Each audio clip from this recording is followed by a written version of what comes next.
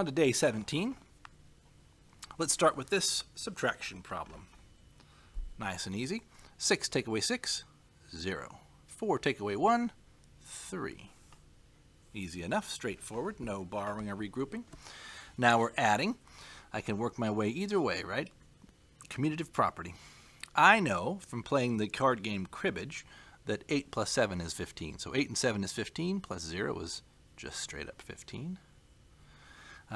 4 plus 2 is 6, 7, 8.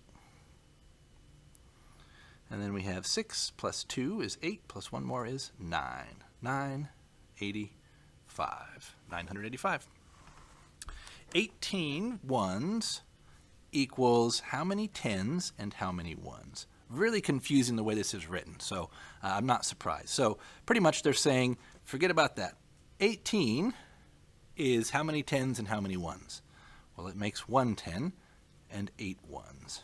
They wrote that kind of confusing. So 18 ones is the same thing as one group of tens plus 8 ones left over. I'm going to skip number 4 because this is going to take a little bit more explaining and jump right into 5. How much money? $1, 1 quarter, 2 nickels, 3 pennies. All right, I'm just going to stack them up and add them. $1, 1 quarter is 25 cents. 2 nickels, a nickel is 5 cents each, so 2 of those makes 10. And 2 pennies, 2. Just add them up. 0, 5, 0, 2, 7. 2 and 1, 3. Decimal point comes down, and the 1 comes down. $1.37.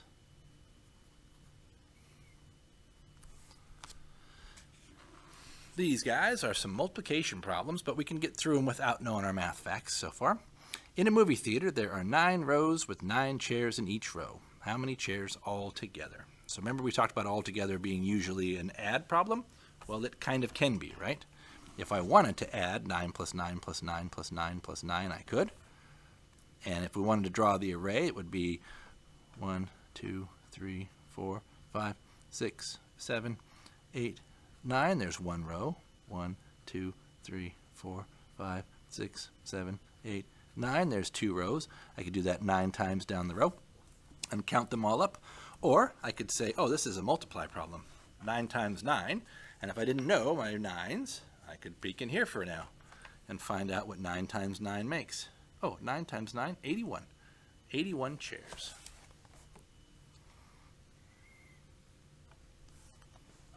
And then likewise down here, there are 5 crayons in a box. There were 4 boxes. How many crayons were there in all? So 5 boxes, or 5 crayons times 4 boxes. So that's like 5 times 4. Or you could do 5 plus 5 plus 5 plus 5. Or 4 plus 5, 4 plus 4 plus 4 plus 4 plus 4. In this case, I'm going right for the 5 times 4. Come on down the list. 20.